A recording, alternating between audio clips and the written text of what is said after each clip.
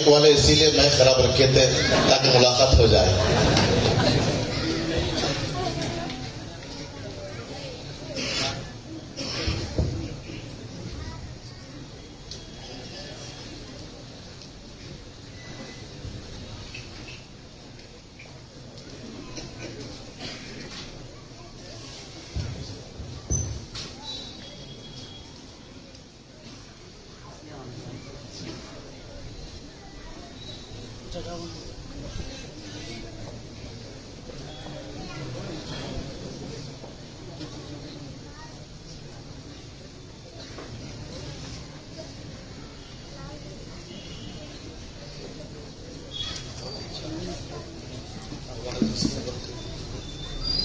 دیکھیے کہتا ہوں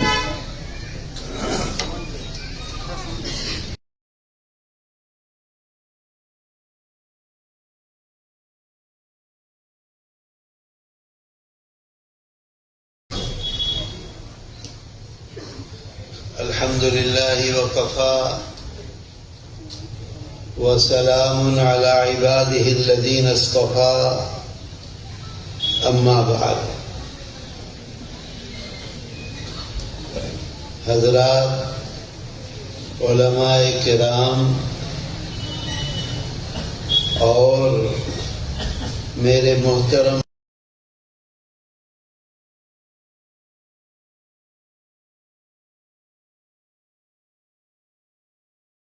اس بستی میں میں نے ایسا نام بھی کبھی نہیں سنا. سرا یا سرا صحرا ہے. پہلی دفعہ آیا وہاں راستے میں مین روڈ پر نوجوان علماء ذمہ داران حفاظ اس محبت سے کھڑے ہوئے تھے کہ بالکل دیوانے. ان کی عقل کام نہیں کر رہی تھی محبت میں، کیونکہ محبت کا جب اضافہ ہوتا ہے تو آدمی کی عقل ختم ہو جاتی ہے، محبت غالب آ جاتی ہے. پھر وہاں سے یہاں تک میں آج بہت تھک گیا. صبح یہاں سے بلاری گئے. یہ کون سی بستی تھی جہاں رات میں رکے تھے؟ کوئی جگہ تھی.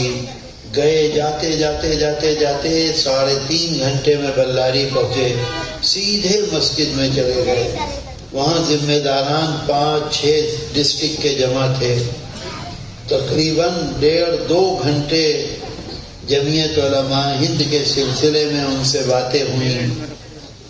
پھر اس کے بعد فارغ ہوئے. ایک ڈاکٹر صاحب وہاں بہت بڑے ڈاکٹر کڈنی کے. میرے ذہن میں بہت دن سے ایک بات تھی جو آج کڈنی کے ڈاکٹر صاحب سے بات کر کے میں آپ سے بھی بتلا دوں. میں تقریر کرنے نہیں آیا ہوں. میرا مقصد تقریر نہیں ہے. مقصد یہ ہے کہ ہم آپ بیٹھے ہیں. اللہ تعالی ہمارے آنے کو اور ہمارے بیٹھنے کو قبول کرے. اور اللہ کے رسول کی محبت میں ہم یہاں آئے ہیں اور کوئی مقصد نہیں ہے. کیا ہم کوئی پیسہ دے رہے ہیں آپ کو؟ کیا کوئی کوڑی دے رہے ہیں؟ کچھ نہیں. صرف اللہ کی محبت میں اور اللہ کے رسول صلی اللہ علیہ وسلم کی محبت میں ہم یہاں جمع ہیں. ہم اللہ سے دعا کرتے ہیں کہ اللہ ہمیں اور آپ کو اسی طرح سے اپنی جنت میں بھی جمع کر دے. وہاں ہمارا آسان کر دے معاملہ. تو میرے دوستو، سب سے پہلے تو میں آپ سے معافی چاہتا ہوں. مجھ کو دیر ہوئی آنے میں. یہ مت کرو.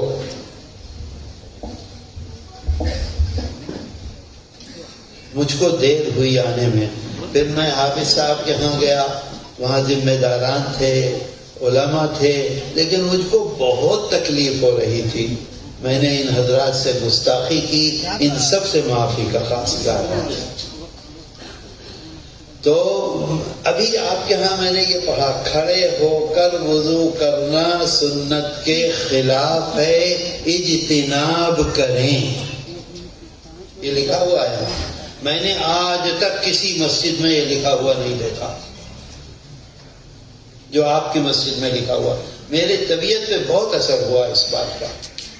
ہماری زندگی کی ناکامی کا سبب ہی یہ ہے, ہماری بربادی کا سبب یہ ہے, ہماری بے عزتی کا سبب یہ ہے, ہماری ناکامی کا سبب یہ ہے کہ ہم نے اللہ کے رسول صلی اللہ علیہ وسلم کی زندگی کو چھوڑ دیا.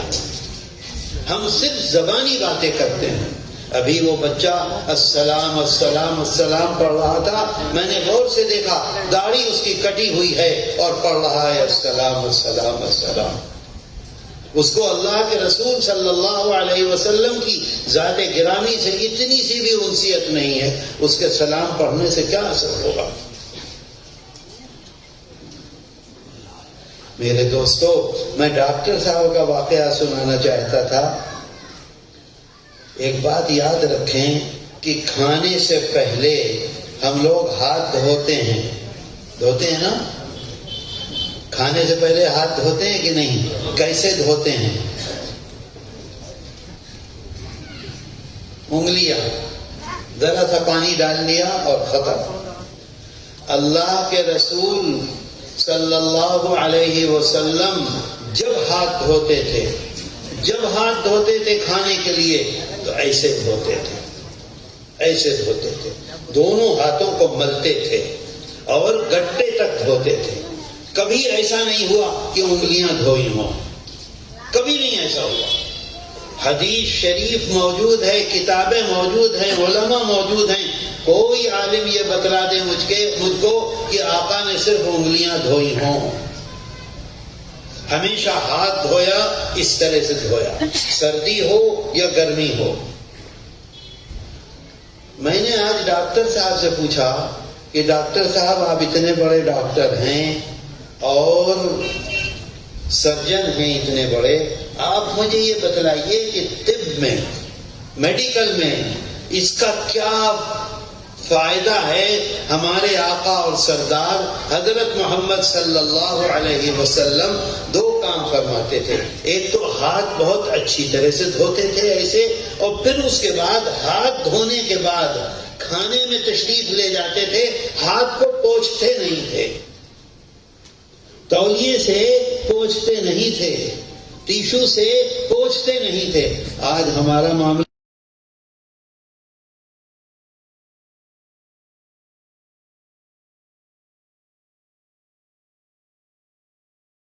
ہے. کیا ہاتھ میں پانی کی نمی رہے, نمی سمجھ گئے, جب بھیگتا ہے ہاتھ تو نمی ہوتی ہے نا, نمی کو کیا کہتے ہیں؟ اتنے سارے بولو کہ ایک بھی نہ سمجھنا. گیلا. کیا نمی رہنا میڈیکل کہتا ہے؟ کہنے لگے کہ یہ تو مجھے پتا نہیں, لیکن ہم لوگ جب آپریشن کے لیے جاتے ہیں, وہ بتلاتے ہیں کہ جب ہم لوگ آپریشن کے لیے جاتے ہیں تو یہاں تک ہاتھ نہیں دھوتے اپنے, یہاں تک ہاتھ دھوتے ہیں. جب آپریشن کے لیے جاتے ہیں اس میں ہم تو بے ہوش رہتے ہیں, ہمیں تو پتہ نہیں جس کا آپریشن ہوتا ہے, تو وہ کہتے ہیں یہاں تک ہاتھ دھوتے ہیں. اور میڈیکل یہ کہتا ہے کہ اب ہاتھ دھونے کے بعد اس کے اوپر کوئی کپڑا لگنا نہیں چاہیے. جو ہمارے دستانے ہوتے ہیں خاص قسم کے, گیلے ہاتھوں پر وہی ہم چڑھا لیتے ہیں, ہاتھ کو پوچھتے نہیں ہیں. میں نے کہا کیوں؟ کہنے لگے ہر چیز میں جراثیم ہیں, ہر چیز میں بیکٹیریاز ہیں. کتنا ہی صاف کپڑا ہو, اگر آپ ہاتھ کو اس سے پوچھیں گے تو وہ بیکٹیریاز جو ہیں وہ آپ کے ہاتھوں میں آئیں گے. پھر آپ جب کھانے کے لیے بیٹھیں گے تو وہ گندی چیزیں کھانے کے ساتھ آپ کے پیٹ میں آئیں گی اور طرح طرح کی بیماریوں میں مبتلا ہو جائیں گے. دیکھیے کتنا ہم اس کو غیر اہم سمجھتے ہیں. ہم اس کا تصور ہی نہیں کرتے کہ ہم یہ کام کر رہے ہیں اس طرح سے ہاتھ دھو کر تو ہم اللہ اور اللہ کے رسول صلی اللہ علیہ وسلم کو خوش کر رہے ہیں اور اللہ ہم سے خوش ہو رہا. یہ ہمارے تصور میں نہیں آتا.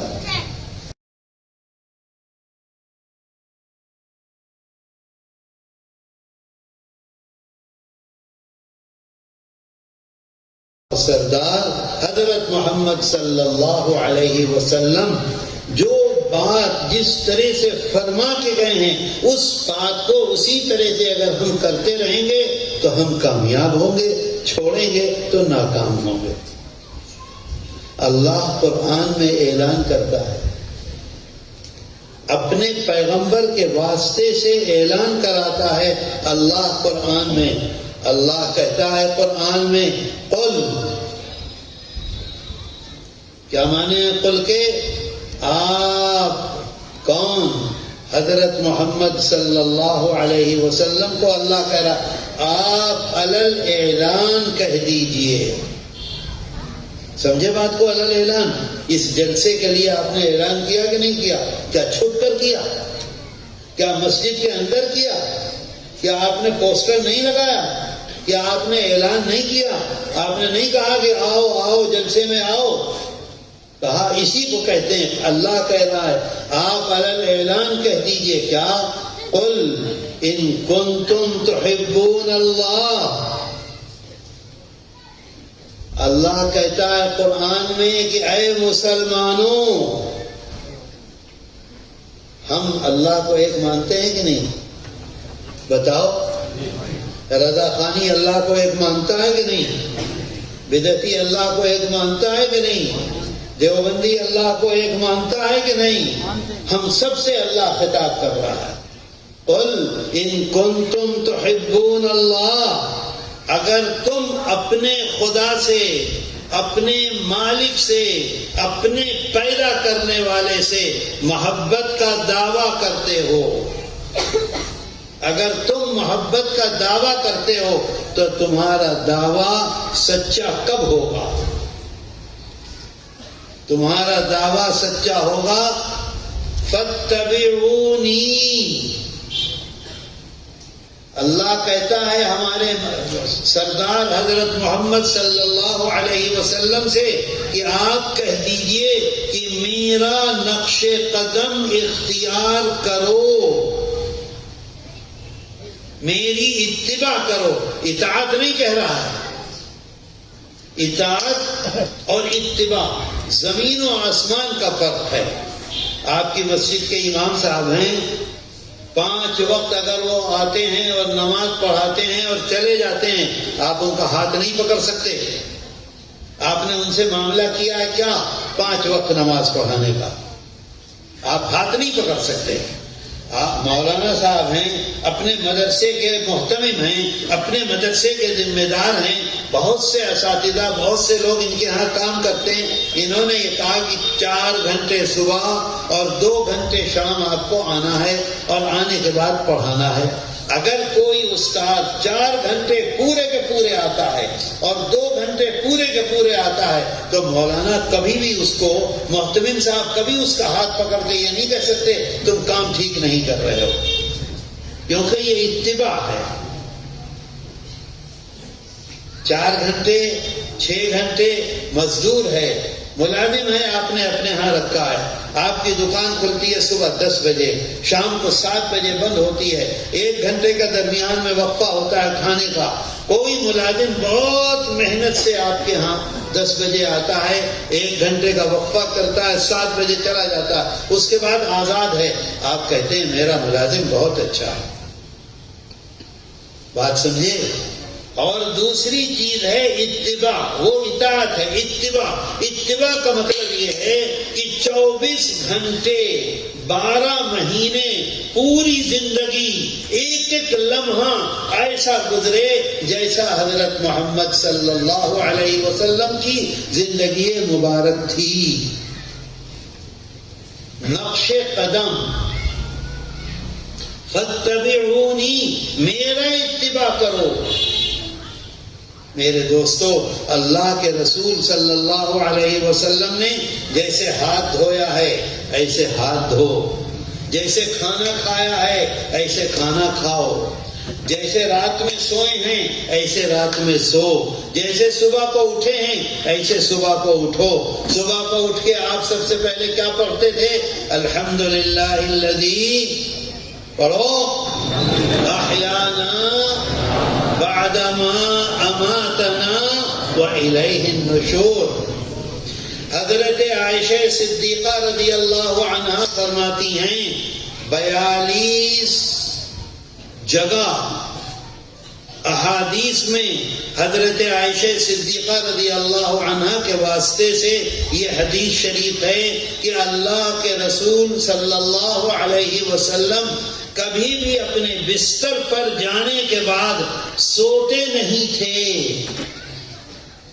بستر پر جانے کے بعد سوتے نہیں تھے جب تک کہ 3 مرتبہ قل هو اللہ شریف، 3 مرتبہ قل اعوذ برب الفلق اور 3 مرتبہ قل اعوذ برب الناس پڑھتے تھے۔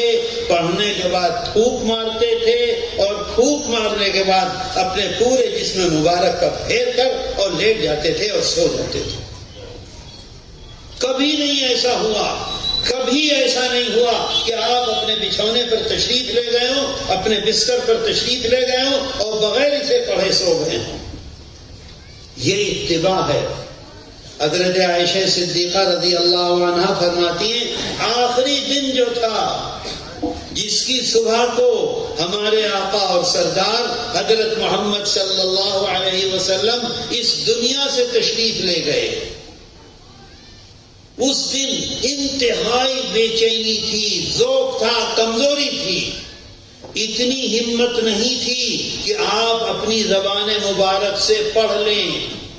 حضرت عائشہ صدیقہ رضی اللہ عنہا کو اشارہ فرمایا، انہوں نے پڑھا، ناغہ نہیں کیا۔ سمجھ رہے ہو بات کو؟ ناغہ نہیں کیا۔ حضرت عائشہ صدیقہ رضی اللہ عنہا نے پڑھا، تمام حدیث کی کتابوں میں، بخاری شریف میں، مسلم شریف میں، ترمذی شریف میں پڑھا، اور پڑھنے کے بعد آقا کے جو ہاتھ تھے ان کی جو برکت تھی وہ کسی اور کے ہاتھ میں آ سکتی ہے؟ بولو، نہیں آ سکتی۔ حضرت عائشہ صدیقہ رضی اللہ عنہا نے پھونک ماری آقا کے ہاتھوں میں اور آقا کے ہاتھ پکڑ کے پورے جسم مبارک پر پھیر دیے، لیکن ناغہ نہیں ہوا۔ ہم کرتے ہیں اس کام کو، ہم دعویٰ کرتے ہیں محبت کا، زبانی دعویٰ ہے۔ میرے دوستو، صبح کو فجر کی نماز کے بعد فرق ہے تھوڑا سا۔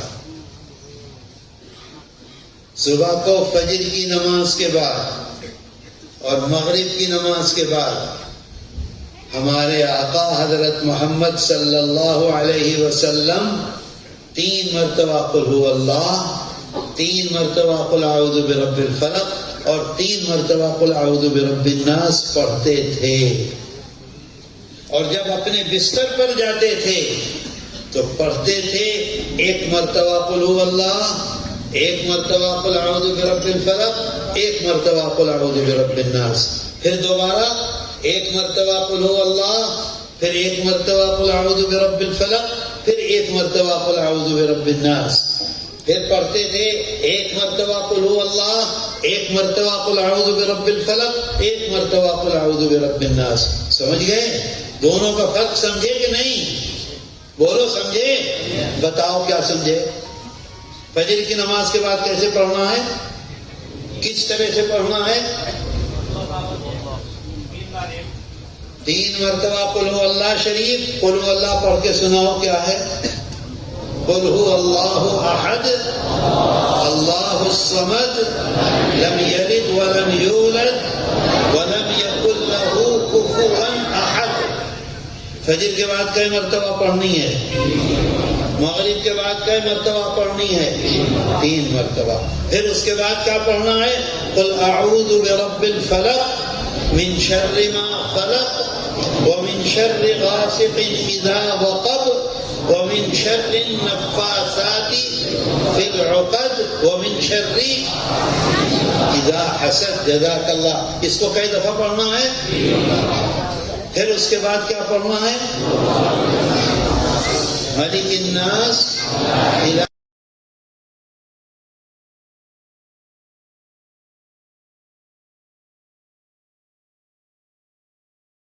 الجنۃ والناس۔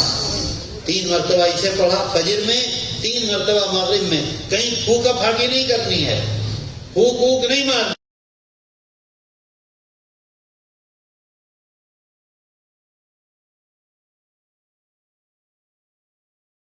کتنی سمجھداری کی بات کی. سرما لگا کے آیا ہے نا, اس کا اثر ہے. تینوں کو ایک دفعہ قل هو اللہ, قل اعوذ برب الفلق, قل اعوذ برب الناس, ایک مرتبہ, دوبارہ پھر, سہبارہ پھر. جب 3 مرتبہ ہو گیا اب پھونک مارنی ہے. آقا پھونک مارتے تھے. حضرت عائشہ صدیقہ رضی اللہ عنہا فرماتی ہیں کہ جہاں تک آقا کا ہاتھ پہنچتا تھا جسم مبارک پر, وہاں ہاتھ پھیرتے تھے اور پھر آرام سے لیٹتے تھے. میرے دوستو, سارا عالم آقا کے لیے تھا, سارے فرشتے آقا کے لیے تھے, لیکن ہمیں سکھلانے کے لیے, ہمیں بتلانے کے لیے پوری زندگی یہ عمل کرتے رہے اور ہم نے اسے چھوڑ دیا ہے. چھوڑا ہے کہ نہیں؟ سچ بتاؤ, چھوڑا ہے کہ نہیں؟ ہاں, دعویٰ کرتے ہیں محبت کا, جھوٹی محبت. میرے دوستو, احادیث میں آتا ہے کہ جب قل اعوذ برب الفلق اور قل اعوذ برب الناس اللہ نے اتاری ہے تو اللہ کے رسول صلی اللہ علیہ وسلم نمازوں میں سب سے زیادہ یہی صورتیں پڑھتے تھے. قل یا ایھا الکافرون اور قل ھو اللہ احد آ گئی ہے تو اس سے پہلی رکعت میں یہ پڑھ لیا, اس کے بعد یہی پڑھا کرتے تھے. عمل کرو گے؟ ضرور کرو گے. دیکھو کیسا فائدہ ہوگا. ہمارے آقا اور سردار حضرت محمد صلی اللہ علیہ وسلم پر یہودیوں نے جادو کر دیا تھا. اس جادو کے اثرات آپ کے اوپر تھے. اس وقت اللہ نے حضرت جبریل امین کے ساتھ یہ تحفہ بھیجا آپ کو. اس کو پڑھیے, اس کو پڑھتے رہیے, آپ کی امت قیامت تک اس کو پڑھتی رہے گی, ہر طرح کی بربادیوں سے اس کی حفاظت رہے گی. شرط یہ ہے کہ عمل کرو. عمل نہیں کرو گے تو کچھ بھی نہیں ہوگا. تو اللہ قرآن میں کہتا ہے فاتبعونی, آپ اعلان کر دیجئے کہ میرا اتباع کرو. اتباع کا مطلب سمجھے؟ ترجمہ کیا ہے اردو میں نقش قدم. نقش قدم سمجھ رہے ہو؟ جہاں پاؤں آپ کا رکھا گیا وہیں رکھو. اگر آگے ایسے رکھا تو ایسے رکھو, ایسے رکھا تو ایسے رکھو, ایسے رکھا تو ایسے رکھو, ایسے رکھا. جو آپ نے کیا ہے وہ کرو. میرے دوستو, ایک بات آپ کو بتاؤں, ہم لوگ کھانا کھاتے ہیں بیٹھ کر, کھانا کھاتے ہیں نا, کیسے بیٹھتے ہیں؟ سچ بتلا دو. دیکھا, صحیح بتلایا آپ نے. ہم لوگ ایسے بیٹھتے ہیں کھانا کھانے کے لیے. ایک دسترخوان یہاں سے وہاں تک لگا ہوا ہوگا, بوڑھا جوان سب کے سب. مجھے بتلاؤ, یہ علماء موجود ہیں, یہ محتمم صاحب موجود ہیں, یہ مفتی صاحب موجود ہیں, یہ کوئی ایک حدیث بتلا دیں کہ آقا نے اپنی پوری زندگی میں کبھی کھانا کھاتے ہوئے ایسے بیٹھ کر کھانا کھایا ہو. پوری زندگی مبارک میں کسی صحابی نے اس طرح سے بیٹھ کر کھانا کھایا ہو؟ بتلاتے ہیں. اللہ شرط لگا رہا ہے کہ اگر تم مجھ سے محبت کا دعویٰ کرتے ہو تو میرے محبوب کی اتباع کرو. اتباع کا اطاعت نہیں, اتباع, نقش قدم. پوری زندگی پکڑ لو, جس طرح سے آپ نے زندگی گزاری ہے اسے پکڑ لو تو کامیابی ہوگی. آگے اللہ نے اعلان کیا ہے یحببکم اللہ, اللہ تمہیں, اللہ ہمیں کیا کرے گا؟ اپنا محبوب بنا لے گا. اور جب ہم اللہ کے محبوب ہو جائیں گے تو دنیا کی کوئی طاقت ہمارا مقابلہ کر سکے گی؟ کیا کمالات تھے حضرت خواجہ معین الدین چشتی رحمت اللہ علیہ میں, کیا کمالات تھے حضرت سلطان الاولیاء حضرت خواجہ نظام الدین اولیاء رحمت اللہ علیہ میں. اکیلے اجمیر شریف گئے تنہا, راجہ کی یہ کوشش کی نکال دو, فوج کی یہ کوشش کی نکال دو، وہاں کے رہنے والوں کی یہ کوشش کی نکال دو، لیکن جو آیا جس نے دیکھا وہی پاؤں پکڑ کے بیٹھ گیا۔ کیا کمال تھا، کیا سونا تھا، کیا چاندی تھی، کیا دولت تھی، کیا سونے کا منہ تھا؟ ہماری جیسی آنکھیں، ہماری جیسی داڑھی، ہماری جیسی ناک، ہمارے جیسے ہاتھ، ہماری جیسی زبان، آپ کی جیسی سب کچھ یہ، لیکن کمال اور خوبی یہ تھی کہ اللہ کے رسول صلی اللہ علیہ وسلم کی زندگی مبارک کو اپنی زندگی میں اتار لیا تھا۔ نتیجہ کیا ہوا تھا؟ یحببکم اللہ، اللہ اعلان کر رہا ہے اللہ تمہیں اپنا محبوب بنا لے گا۔ جب محبوب بنا لے گا تو دنیا کی کوئی طاقت سامنے آ سکے گی؟ میرے دوستو، بہت اہم چیز ہے، بہت ضروری چیز ہے۔ آپ کس طرح سے بیت الخلا میں جاتے تھے؟ آپ جب استنجے کے لیے بیٹھتے تھے تو کیسے بیٹھتے تھے؟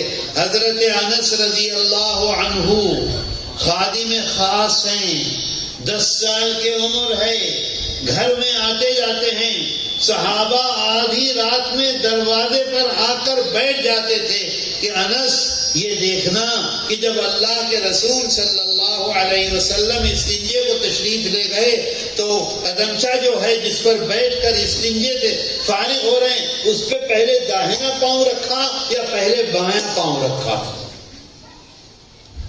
حضرت انس رضی اللہ عنہ سے پوچھتے ہیں کہ دیکھو تم ذرا غور کرنا، کیونکہ دیوار چھوٹی تھی بیت الخلا کی، یہ غور کرنا کہ جب آپ استنجے کے لیے بیٹھتے ہیں تو ایسے بائیں طرف ذرا جھکے رہتے ہیں یا دائیں طرف جھکے رہتے ہیں یا سیدھے بیٹھے رہتے ہیں؟ سمجھ رہے ہو بات کو؟ اور ایک ایک چیز صحابہ نے نقل کی ہے اور احادیث میں موجود ہے، کون سا قدم رکھا، کون سا قدم باہر نکلتے ہوئے رکھا، استنجے میں بیٹھے تو بائیں طرف دبا کے بیٹھے یا دائیں طرف بیٹھے۔ آج میڈیکل سائنس کہتی ہے کہ بائیں طرف اگر دبائیں گے تو بڑی آنت دبے گی تو استنجے میں آسانی ہوگی۔ ہم نے کبھی اس کی کوشش کی؟ ہم نے کبھی یہ معلومات کی؟ ہم نے کبھی یہ سوچا کہ ہم جو کام کر رہے ہیں، ہماری زبان جو بول رہی ہے، ہمارے ہاتھ جو کر رہے ہیں، ہمارے پاؤں جو کر رہے ہیں، وہ اللہ کے رسول صلی اللہ علیہ وسلم جیسے ہیں یا نہیں ہیں؟ گھر میں تشریف لاتے تھے، اگر کھانا پک رہا ہے تو آقا فرماتے تھے کہ بھئی میرے دن میں بھی کچھ کام ہو، آپ آٹا اٹھا کر لے آتے تھے۔ وہ آگ جلا رہی ہیں امہات المومنین، آپ آٹا گوندھنے لگتے تھے، آپ چاول کو صاف کرنے لگتے تھے، آپ دیگچی کو دھونے لگتے تھے۔ کبھی ہم نے اپنے گھر میں یہ کام کیا؟ ہماری بیوی لگی ہوئی ہے، ہم اس کے ساتھ باورچی خانے میں جا کر ہاتھ بٹائیں؟ بتاؤ کیا؟ نہیں، وہ ہماری خادمہ ہے، ہم کیسے کریں گے؟ میرے دوستو، فَاتَّبِعُونِي يُحْبِبْكُمُ اللَّهُ، قرآن میں اللہ نے کہا ہے کہ میں اس کو اپنا محبوب بنا لوں گا جو تمہاری طرح سے اپنی زندگی کو بتائے گا۔ آگے فرماتا ہے یغفر لکم ذنوبکم، اور تمہارے گناہوں کو میں معاف کر دوں گا اور جنت تمہارے لیے کھول دوں گا۔ دنیا میں بھی سکون سے رہو اور یہاں سے جاؤ تو جنت میں سیدھے چلے گا۔ بات آتی ہے سمجھ میں؟ بولو، آتی ہے سمجھ میں؟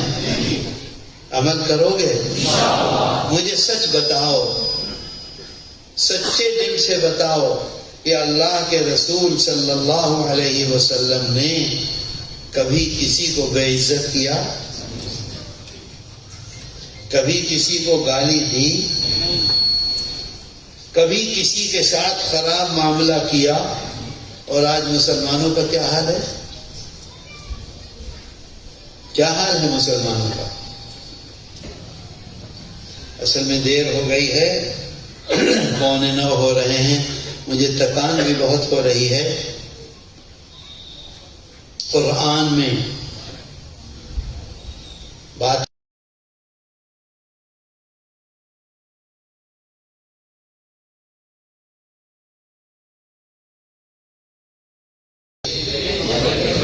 پیچھے والے بتائیں.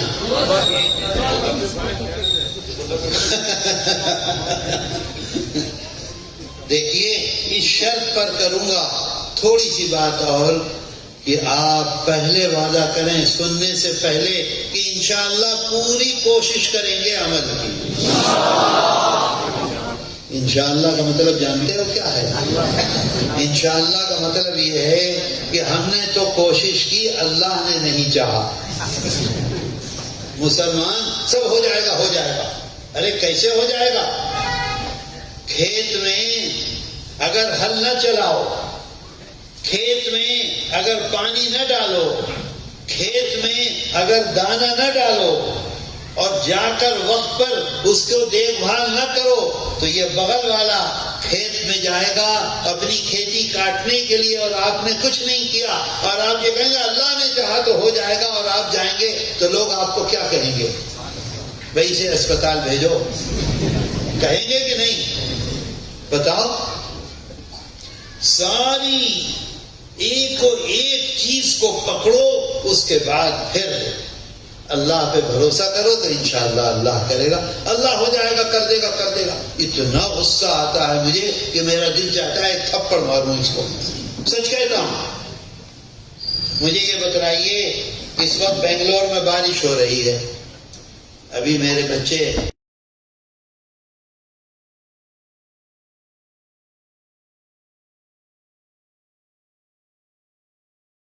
بتاؤ سچ بتلا دو. اللہ چاہتا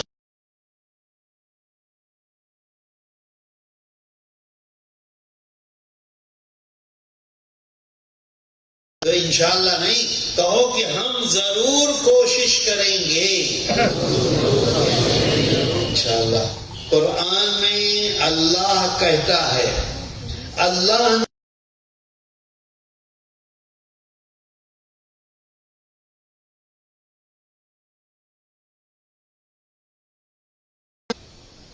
بند کرو اسے، خالی گردن ہلاتا ہے.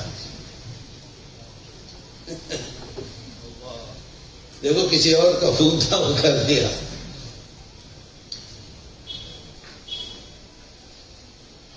اصل میں میرے لیے مشکل یہ ہے کہ کوئی آدمی کچھ حرکت کرتا ہے تو میرے ذہن سے بات نکل جاتی.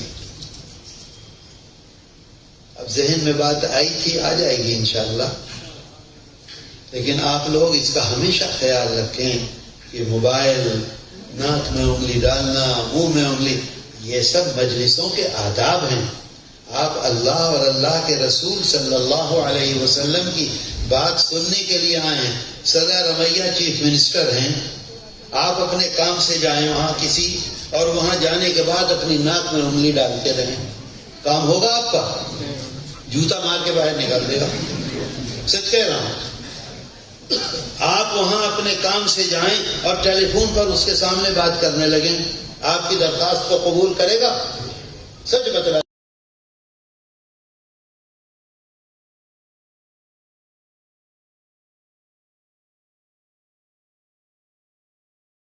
میں دیکھتا ہوں آج فجر کی نماز میں نے پڑھی وہیں اس گاؤں میں، انہوں نے اپنے گھر کی مسجد، گھر میں اپنے والد کے ایصال ثواب کے لیے مسجد بنائی ہے. نماز پڑھتے ہی ایک آدمی ایسے بیٹھا ہے، دوسرا آدمی ایسے بیٹھا ہے، تیسرا آدمی ٹیک لگائے بیٹھا ہے، چوتھا آدمی ادھر منہ کیے بیٹھا ہے. اور بیٹھا کس لیے ہے؟ اللہ کے سامنے مانگنے کے لیے، اللہ کے سامنے گڑ گڑانے کے لیے، اللہ کے سامنے پریشانیوں کو ختم کرنے کے لیے. مجھے بتلا دو کہ آپ، یہ ڈی ایم ہے یہاں کا، ڈی ایم کے پاس جاؤ، ایک آدمی ایسے منہ کر لے، دوسرا آدمی ایسے منہ کر لے، تیسرا آدمی ایسے جا کے بیٹھ جائے اور پھر کہے صاحب میری درخواست ہے اسے قبول کر لو. قبول کرے گا؟ کرے گا قبول؟ پھر کس بیٹے پر اللہ کے سامنے ہاتھ اٹھا رہے ہو؟ اور جس طرح سے بیٹھے تھے، ایک آدمی نہیں، میں بیٹھا ہوا تھا، میرے ساتھ ایک آدمی بیچارہ بیٹھا ہوا، تو باقی کوئی بھی نہیں بیٹھا ہوا. بہت میرے دل پہ اثر ہوا. اللہ کے رسول صلی اللہ علیہ وسلم فرماتے ہیں کہ دیکھو، اگر فجر کی نماز کے بعد اور مغرب کی نماز کے بعد تم اس دعا کو پڑھو گے تو تم سیدھے جنت میں جاؤ گے. لیکن شرط کیا لگاتے ہیں؟ شرط لگاتے ہیں کہ نماز کے سے فارغ ہوتے ہی سلام پھیرنے کے بعد اپنی جگہ سے اٹھنے سے پہلے، حدیث شریف میں موجود ہے، کیا فرما رہے ہیں؟ اپنی جگہ سے اٹھنے سے پہلے اگر اس دعا کو تم 7 مرتبہ پڑھو گے فجر کی نماز کے بعد اور 7 مرتبہ پڑھو گے مغرب کی نماز کے بعد، تو اللہ دوزخ کی آگ سے تم کو بچا دے گا. شرط کیا ہے؟ اپنی جگہ سے اٹھنے سے پہلے. مطلب یہ ہے کہ نماز میں جیسے بیٹھے تھے ایسے ہی بیٹھے رہو، پہلے اس دعا کو پڑھو پھر ہٹو. اور ہمارا کیا معاملہ ہے بتاؤ؟ اپنی جگہ بیٹھے رہتے ہیں. کوئی ایک آدمی بھی بیٹھتا ہے اور پھر دعا کریے، امام صاحب دعا مانگ رہے ہیں، آمین آمین آمین. ذرا سوچو کہاں جا رہے ہیں ہم؟ کیا کامیابی کی طرف جا رہے ہیں؟ بولو، کامیابی کی طرف جا رہے ہیں یا بربادی کی طرف جا رہے ہیں؟ آج دیکھ لیجئے مسلمان، دیکھ لیجئے آپ کیا حالت ہے. اسرائیل کے چاروں طرف مسلمان ملک ہیں. آج طالبان نے یہ کہا ہے ہم کو صرف راستہ دے دو مسجد اقصی تک جانے کا، ہم مسجد اقصی کو ان کے قبضے سے نکال کے دکھلا دیں گے. سب کے سب بیٹھے ہوئے ہیں. بربادی ہے کہ یا کامیابی ہے؟ کیوں ہم نے اس راستے کو چھوڑ دیا؟ میرے دوستو، میں ایک بات اور بتلانا چاہتا تھا. نوجوان ہیں یہاں ماشاءاللہ، ان کو سنانا چاہتا. اگر ہمارا باپ مرنے سے پہلے وصیت کر جائے تو ہماری کیا خواہش ہوتی ہے؟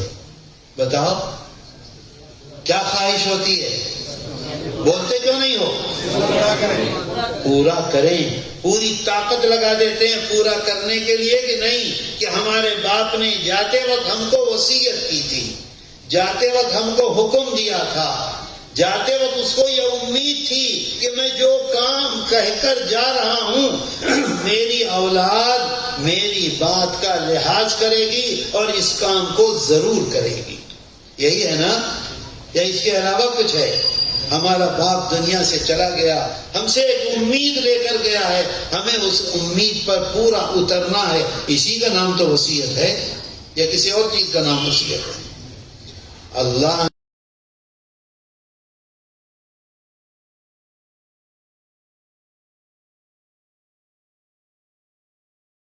انسان،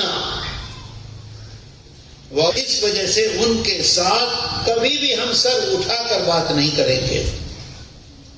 قرآن کہہ رہا ہے، آگے قرآن کیا کہتا ہے؟ حملتہ امہ کرہا ووضعتہ کرہا. اللہ کے رسول صلی اللہ علیہ وسلم فرماتے ہیں، غور سے سنیں، اللہ کے رسول صلی اللہ علیہ وسلم فرماتے ہیں کہ ہمارے اوپر 3 حق، کیا فرما رہے ہیں؟ 3 حق باپ سے زیادہ ماں کے ہیں. کتنے حق زیادہ ہیں؟ 3 حق زیادہ ہیں. کیسے زیادہ ہیں؟ خود فرما رہے ہیں آقا، اس طرح سے حق زیادہ ہے کہ ہمیں اپنے پیٹ میں باپ نے رکھا کہ ماں نے رکھا، اور کس شان سے رکھا. آج ایک نطفہ تھا، اتنا بڑا ہوا، اتنا بڑا ہوا، اتنا بڑا ہوا، 1 kg کا ہوا، 2 kg کا ہوا، 3 kg کا ہوا. آج اگر بریانی کھا لیں ہم بہترین گوشت کی بنی ہوئی اور ہمارے پیٹ پھول جائے، ہم فوراً چورن کھاتے ہیں کہ نہیں؟ ہم فوراً دوا کھاتے ہیں پیٹ ہلکا ہو جائے. ہماری ماں نے پیٹ میں رکھا، روزانہ بوجھا بڑھتا رہا. کبھی ماں نے یہ کوشش کی کہ ہمیں اپنے پیٹ سے باہر نکال دے؟ بتاؤ مجھے، سوچ کے بتاؤ، کبھی کوشش کی ماں نے؟ کبھی نہیں کوشش کی۔ آخر کے 8 مہینے نہ دائیں ہاتھ کو کروٹ سکون ہے، نہ بائیں کروٹ سکون ہے، نہ بیٹھ کر سکون ہے، نہ لیٹ کر سکون ہے، نہ چلنے میں سکون ہے، نہ نیند ہے، نہ کھانا ہے، نہ پینا ہے۔ اگر چلتی ہے تو پیٹ کو ایسے پکڑ کے چلتی ہے کہ جو ہم ہیں، ہمارا بیٹا ہے، ہمارا بچہ ہے، کہیں وہ ادھر ادھر نہ ہو جائے، کہیں ضائع نہ ہو جائے، کہیں اسے تکلیف نہ ہو جائے، کہیں اس کو پریشانی نہ ہو جائے۔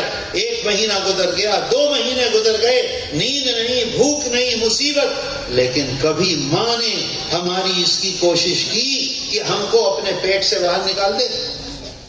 بتاؤ، طرح طرح کی دوائیں ہیں، دوا کھا لیتی ضائع ہو جاتا، کبھی ضائع کیا؟ آقا فرماتے ہیں، قرآن میں اللہ کہتا ہے حمل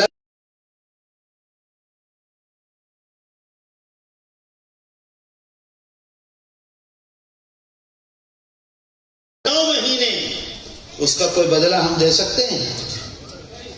باپ نے تکلیف اٹھائی، باپ آرام سے سوتا تھا، ماں پوری رات جاگتی تھی، باپ آرام سے کام کرتا تھا، ماں کے لیے اٹھنا بیٹھنا ممکن نہیں تھا، پیٹ پھول کے یہاں آ گیا ہے۔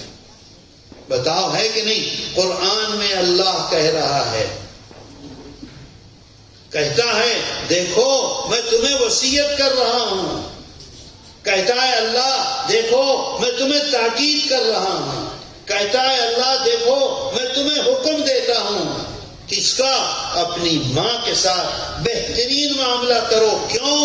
9 مہینے اس نے جو مصیبت اٹھائی ہے اس کا کوئی بدل پوری دنیا میں، پوری زندگی میں نہیں دے سکتا کوئی، یا دے سکتا ہے کوئی؟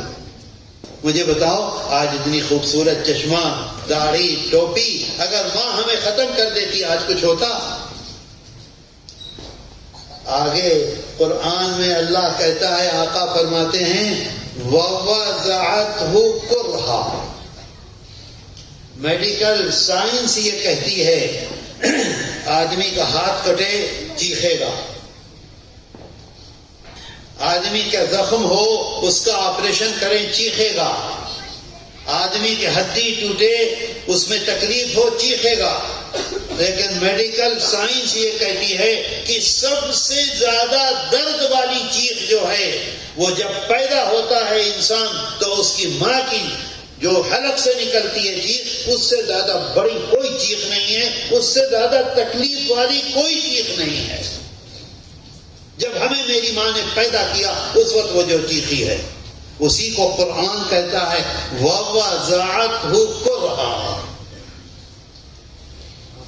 سمجھ رہے ہو بات کو؟ بات سمجھ میں آتی ہے کہ نہیں؟ بولتے ہو نہیں ہو؟ آ رہی ہے؟ ہمارا معاملہ ماں کے ساتھ کیا ہے؟ ایسے ہی ہے۔ ہمارے لیے ماں سب سے بیکار ہستی ہے۔ ماں بوڑھی ہو گئی ہے، ماں کمزور ہو گئی ہے، اگر ہمارا کوئی بڑا مہمان آئے گا ماں کو الگ کھانا کھلا دیں گے، کیونکہ ماں کمزور ہو گئی ہے، بولے گی، کھائے گی، گرائے گی، ہماری عزت میں فرق آئے گا۔ ہم اپنی بیوی کے لیے بہترین بیڈ خرید کے لائیں گے، ماں کو جو سب سے پرانا کھاٹ ہوگی اس کو ایک طرف ڈال دیں گے، ماں اس پہ سو جاؤ۔ ماں اگر 2 مرتبہ آواز دے گی بیٹا بیٹا، چیخ کے کہیں گے ماں تمہارا کام ہی ہے، ہر وقت بولتی رہتی ہو، ساری رات کھانستی رہتی ہو، ہر جگہ تھوکتی رہتی ہو، میرے بچے بیمار ہو جائیں گے۔ بتاؤ یہ ہوتا ہے کہ نہیں؟ بولو ہوتا ہے کہ نہیں؟ آگے اللہ کہتا ہے قرآن میں وَحَمْلُهُ وَفِصَالُهُ 30 شهرا، جو سب سے زیادہ بہترین چیز ہے۔ ہم بکری کو اپنے گھر میں، ہم گائے کو اپنے گھر میں کب تک رکھتے ہیں؟ جب تک وہ دودھ دیتی ہے۔ اگر گائے دودھ دینا چھوڑ دے تو کیا ہم اپنے گھر میں رکھ کے اسے کھلائیں گے؟ بتاؤ۔ جوہر جو ہے وہ دودھ ہے، اسی کی وجہ سے گائے کی خدمت کر رہے ہیں۔ جوہر جو ہے وہ دودھ ہے، اسی وجہ سے بکری کی خدمت کر رہے ہیں۔ ہوتا ہے کہ نہیں؟ اللہ کہتا ہے کہ اپنے جسم کا جوہر ہماری ماں 1 دن نہیں 2 دن نہیں 2 سال 4 مہینے ہمیں اپنے سینے سے لگا کر پلاتی ہے. پلایا کہ نہیں پلایا؟ 1 دن کے پلانے کا بدلہ ہم پوری زندگی نہیں دے سکتے. میرے دوستو، بچے کے پیٹ میں درد ہو گیا، رو رہا ہے، کیا باپ جاگتا ہے؟ کہتا ہے دوسرے کمرے میں لے کے چلی جاؤ، یہ سونے نہیں دیتا. ماں سوتی ہے، پوری رات جاگتی ہے. جاگتی ہے کہ نہیں؟ اگر رات میں 10 مرتبہ پاخانہ کرے گا تو ماں کیا اسے لپیٹ کے ایک طرف ڈال دیتی ہے یا فوراً دھوتی ہے؟ 1 دفعہ کرے گا دھوئے گی، دوبارہ کرے گا دھوئے گی، تیسری مرتبہ کرے گا دھوئے گی، چوتھی مرتبہ کرے گا دھوئے گی. ایسے نہیں ڈالے گی ماں کبھی بھی. یا ڈالتی ہے بتاؤ؟ وَحَمْلُهُ وَفِصَالُهُ 30 مہینے پیٹ میں رکھا، دودھ پلایا. قرآن میں اللہ کہتا ہے 30 شہرا، کیونکہ کم سے کم مدت حمل کی 6 مہینے ہے، زیادہ سے زیادہ مدت حمل کی 2 سال ہے. 9 مہینے میں، 8 مہینے میں، آج کل تو 7 مہینے میں بہت پیدا ہوتے ہیں، لیکن 6 مہینے میں اگر پیدا ہو تو اس کا امکان رہتا ہے کہ وہ زندہ رہ جائے. قرآن وہی کہہ رہا ہے. اللہ کے رسول صلی اللہ علیہ وسلم فرماتے ہیں ماں کے 3 حق ہیں جس میں باپ کا کوئی دخل نہیں. مجھے بتاؤ، دودھ پلانے میں باپ کا دخل ہے؟ پیدا کرنے میں باپ کا دخل ہے؟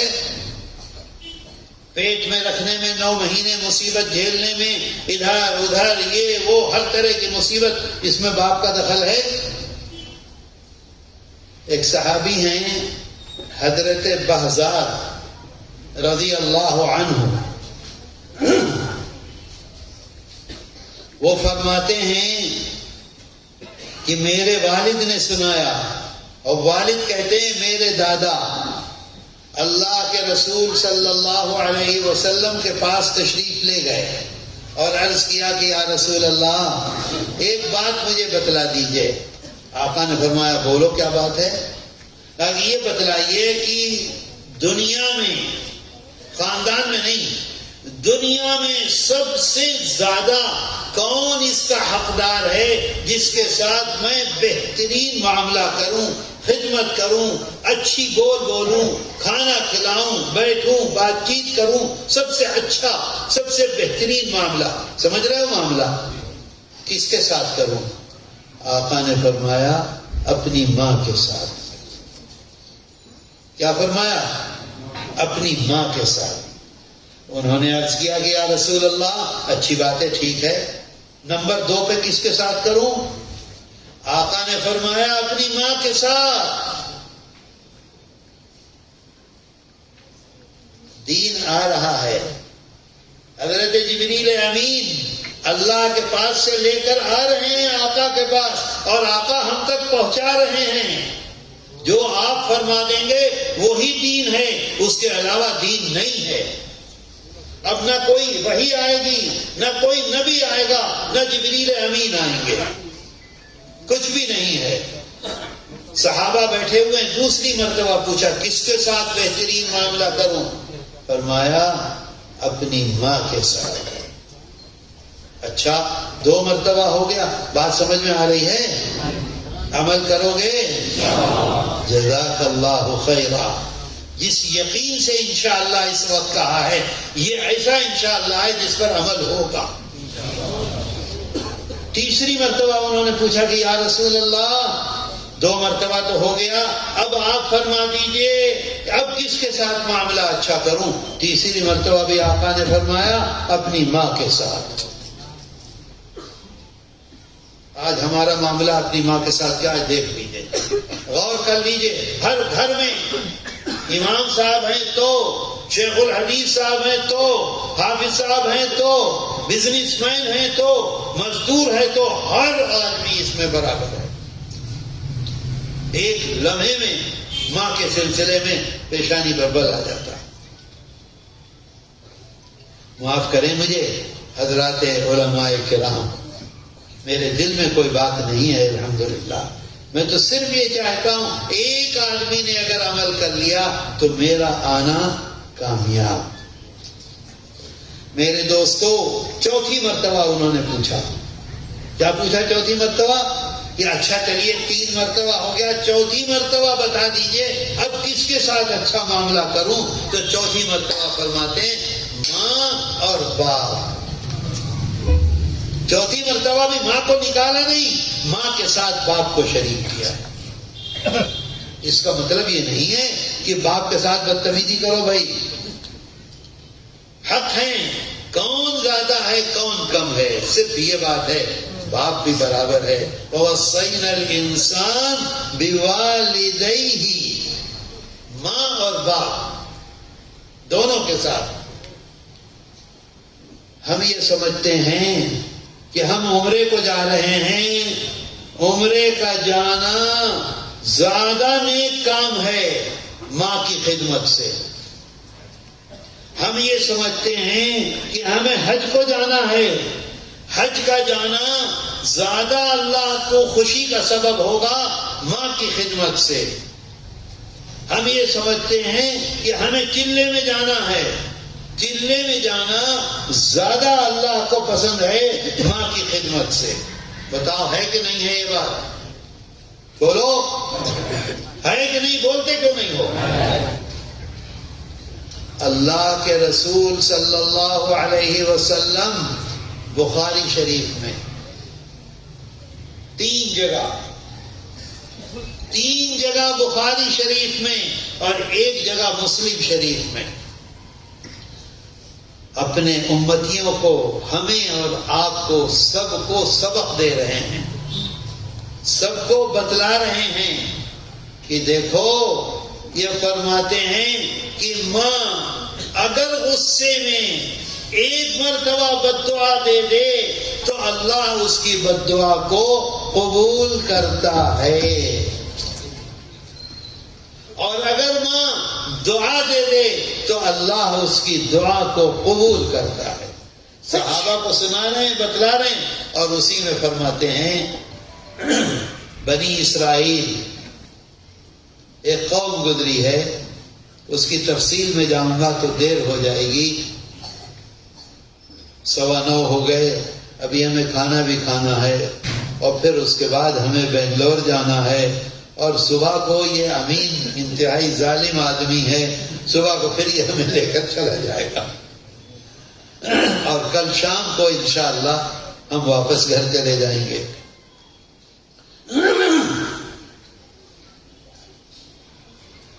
اللہ کے رسول صلی اللہ علیہ وسلم اپنا پسینہ اس میں لگا.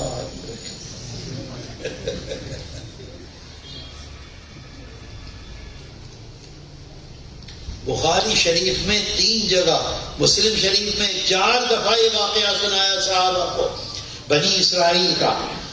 بنی اسرائیل میں ایک آدمی تھا جس کا نام تھا جریح. کیا نام تھا؟ جریح. بہت نیک آدمی تھا, ہر وقت اللہ کا ذکر کرتا رہتا تھا, ہر وقت اللہ کی عبادت کرتا رہتا تھا, کسی انسان سے ملاقات نہیں کرتا تھا, ماں سے نہیں ملتا تھا, باپ سے نہیں ملتا تھا. اس نے بستی سے باہر جنگل میں ایک اپنی خانقاہ بنا لی, اور خانقاہ میں بیٹھ کر اللہ اللہ اللہ اللہ اللہ کرتا رہتا تھا 24 گھنٹے. دروازہ کھولتا نہیں تھا, لوگ کھٹکھٹاتے رہیں دعا کے لیے آئیں, کھولتا نہیں تھا. لوگ زیادہ شور کرتے تھے, اللہ سے کہتا تھا اے اللہ تو دیکھ رہا ہے, اگر میں دروازہ کھولوں گا لوگوں سے بات کروں گا, 1 منٹ بات کروں گا تو 10 مرتبہ میں اللہ کہوں گا, وہ چھوٹ جائے گا, اس وجہ سے میں دروازہ نہیں کھولتا. اتنا نیک آدمی, انتہائی نیک, ہر وقت ذکر اللہ کرنے والا. میں نہیں کہہ رہا ہوں, اللہ کے رسول صلی اللہ علیہ وسلم بخاری شریف میں سنا رہے ہمیں آپ کو. جب اس کی ماں آتی تھی اور ماں دروازے پر آ کر محبت میں ایک دن نہیں دیکھا، 2 دن نہیں دیکھا، 15 دن ہو گئے، 1 مہینہ ہو گیا، بیٹے کو نہیں دیکھا، دروازے پر آ کر آواز دیتی تھی، جرے جرے جرے. تو جرے اپنے خدا سے کہتے تھے ماں آئی ہے مجھے بلانے کے لیے، اگر میں ماں سے بات کروں گا 10 منٹ بیٹھوں گا تو میں تیرا ذکر نہیں کر سکوں گا، اس وجہ سے میں ماں سے بات نہیں کروں گا، میں ذکر میں رہوں گا. اور پھر اللہ اللہ شروع کر دیتا تھا. نیک آدمی تھا کہ نہیں تھا؟ بتاؤ. تھا. ایک دن ماں کو غصہ آ گیا، جرے جرے جرے کہہ رہی ہے، بول نہیں رہا ہے. ماں نے غصے میں کہہ دیا تیری موت اس وقت تک نہیں آئے گی جب تک تو کسی زانیہ عورت کا منہ نہ دیکھ لے. سمجھے بات کو؟ غلیظ اور گندی عورت کا منہ دیکھے. تو آج کسی مخلوق کو نہیں دیکھتا ہے، تو میرا منہ نہیں دیکھنا چاہتا ہے، اپنے باپ کا منہ نہیں دیکھنا چاہتا، ذکر میں مشغول رہتا ہے. تیری موت اللہ اس وقت تک نہ لائے جب تک کہ تو کسی زانیہ کا منہ نہ دیکھ لے. بد دعا دے کر ماں چلی گئی. اللہ کے رسول صلی اللہ علیہ وسلم فرماتے ہیں ماں کی بد دعا اللہ چھوڑتا نہیں ہے، قبول کرتا ہے. کیا ہوا؟ ہوا یہ کہ ایک چرواہا تھا. کیا دیکھ رہے ادھر؟ کیا ہو گیا؟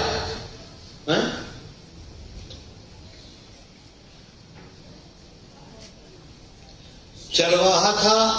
چرواہا سمجھ گئے؟ آپ کے ہاں تو چرواہے بہت ہوتے ہیں، بکریاں لے کر گائے لے کر جنگل میں پھرتا رہتا تھا.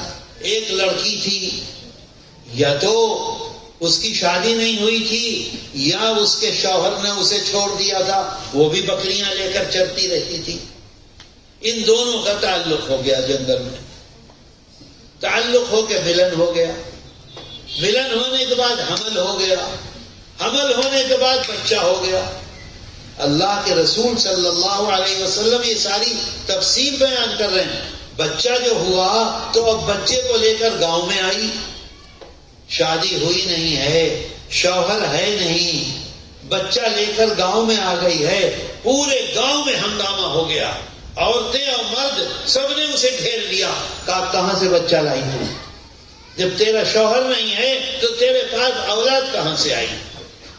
تو اس کو تو محبت ہو گئی تھی چرواہے سے. چرواہے کا نام تو لیا نہیں اور کہہ دیا وہ جو جرے ہے، جو رہتا ہے وہاں دروازہ بند کر کے. ایک دن اس نے جنگل میں مجھے دیکھا اور زبردستی مجھے پکڑا اور میرے ساتھ زنا کیا. اسی دن یہ حمل رہ گیا، یہ اسی کی اولاد ہے، اسی کا بیٹا. اب جب گاؤں والوں نے یہ سنا کہ یہ ہنگامہ ایسی گڑبڑ کی ہے جرے نے، تو سارے گاؤں کے نوجوان جمع ہوئے اور کہا کہ چلو کدال لے لو. کدال سمجھتے ہو؟ جس سے توڑتے ہیں. پھاوڑا لے لو. اور سب کے سب پہنچ گئے اس کی خانقاہ کو توڑنے کے لیے، گرانے کے لیے. اللہ کے رسول صلی اللہ علیہ وسلم یہ سارا قصہ سنا رہے ہیں ہمیں اور آپ کو. کیوں سنا رہے ہیں؟ تاکہ ہم سبق لیں، تاکہ ہم اپنی اصلاح کریں، تاکہ ہم رکیں شیطان کے اس راستے سے جس راستے پر شیطان ہمیں چلا رہا ہے، ہمیں برباد کر رہا ہے اس دنیا میں اور ہمیں برباد کر رہا ہے آخرت میں. آ گئے. اب انہوں نے کدال سے توڑنا شروع کیا تو جرے میاں پریشان ہو گئے کہ یہ تو میرا سب کچھ توڑ دیں گے. آئے باہر، دروازہ کھولا اور دروازہ کھول کر انہوں نے کہا کیا بات ہے، کیوں تم لوگ توڑ رہے ہو؟ انہوں نے کہا یہاں بیٹھا بیٹھا اللہ اللہ کرتا رہتا ہے اور لڑکیوں کو برباد کر رہا ہے، زنا کیا ہے تو نے، تیری اولاد ہے وہ. ان کا اچھا کہاں ہے؟ کہا کہ دیکھو ہم پکڑ کے لائے ہیں. اس کا ہے، چلو رہنے دو. پکڑ کے لائے ہیں. جو رہے اوپر رہتے تھے، ایک پہاڑی پر انہوں نے بنائی تھی، اترے نیچے اور نیچے اتر کے اس بچے کے سر پر ہاتھ پھیرا.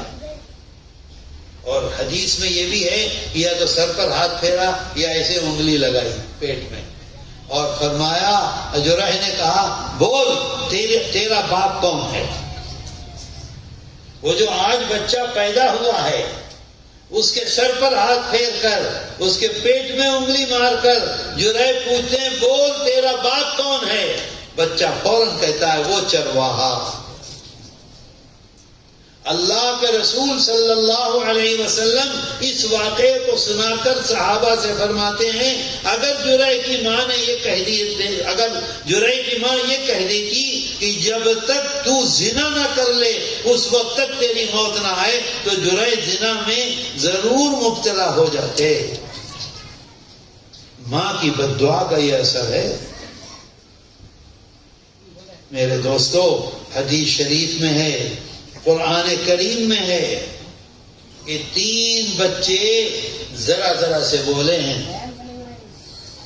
ایک جرح والا واقعہ، ایک حضرت عیسیٰ علیہ السلام کا واقعہ، حضرت مریم جو لے کر آئی تھی، ایک اور واقعہ ہے آقا فرماتے ہیں لیکن وہ اب بہت تھک گیا میں۔ 3 بچے بولے ہیں، باقی دنیا میں کوئی نہیں بولا۔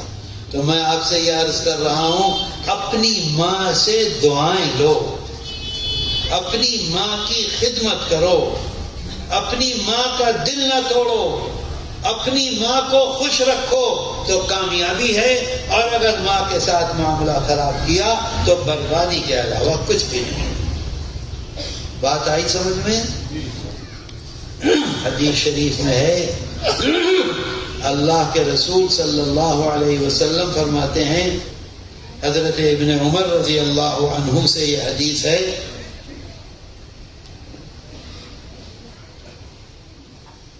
بر آباءکم یبر ابناؤکم۔ آقا نے فرمایا ہے اگر تم اپنی باپ کی خدمت کرو گے، اگر تم اپنی ماں کی خدمت کرو گے تو اللہ تمہاری اولاد کو توفیق دے گا، وہ تمہاری خدمت کریں گے۔ ہمیں بھی بوڑھا ہونا ہے، آپ کو بھی بوڑھا ہونا ہے، ہماری اولاد ہماری خدمت جب کرے گی جب ہم اپنے ماں اور باپ کی خدمت کریں گے۔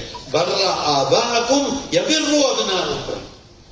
اگر تم اپنے ماں باپ کے ساتھ، صحابہ سے فرما رہے ہیں، ہم سے اور آپ سے فرما رہے ہیں، اگر تم اپنے ماں باپ کے ساتھ بہترین معاملہ کرتے ہو تو کل تمہاری اولاد تمہارے ساتھ اس سے زیادہ بہترین معاملہ کرے گی۔ آئی سمجھ میں بات؟